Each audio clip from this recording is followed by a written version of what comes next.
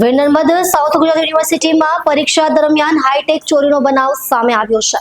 અદ્યતન ટેકનોલોજીનો ઉપયોગ કરીને નકલ કરતા 6 વિદ્યાર્થીઓ ફ્લાઇંગ સ્ક્વોડના હાથે રંગે હાથ પકડાયા છે. આ વિદ્યાર્થીઓ પેપરનો ફોટો પાડીને AI ટૂલ ચેટ જીટીપી પર અપલોડ કરતા હતા અને ત્યાંથી મળેલા જવાબો લખતા હતા. આ ઘટનામાં 2 MBBSના વિદ્યાર્થીઓ પણ સામેલ હોવાનું સામે આવ્યું છે. યુનિવર્સિટી વહીવટીતંત્રે તાત્કાલિક કાર્યવાહી કરતા તમામ વિદ્યાર્થીઓની પરીક્ષા રદ કરી દીધી છે અને દરેક પર 10,000 રૂપિયાનો દંડ ફટકાર્યો છે. વધુમાં તમામ વિદ્યાર્થીઓ સામે પોલીસ ફરિયાદ નોંધાવવાની તજવીજ પણ હાથ ધરવામાં આવી છે. MPECની સુનાવણી દરમિયાન આ 6 કિસ્સા સામે આવતા હાઈટેક નકલના ગંભીર મામલે ચિંતા વ્યક્ત કરવામાં આવી રહી છે. સાહેબ આપનું નામ और डेजिग्नेशन? હું એવી ધડુક પરીક્ષા નિયામક વીર નર્મદ દક્ષિણ ગુજરાત યુનિવર્સિટી સુરત.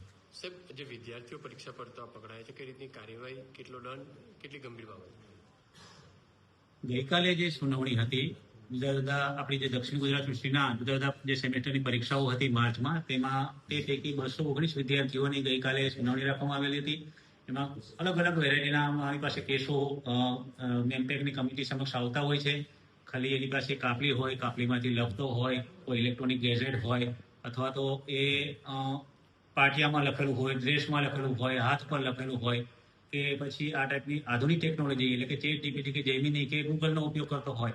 આવા બધા જે કેસ છે ગત પરીક્ષાઓમાં કોલેજ કક્ષાએ કાં તો સુપ્રિન્ટેન્ડન્ટ હોય અથવા તો સ્કોડ હોય, આ બધી ટીમોએ કર્યા હોય અને એની સુનાવણી ગઈકાલે રાખવામાં આવી હતી.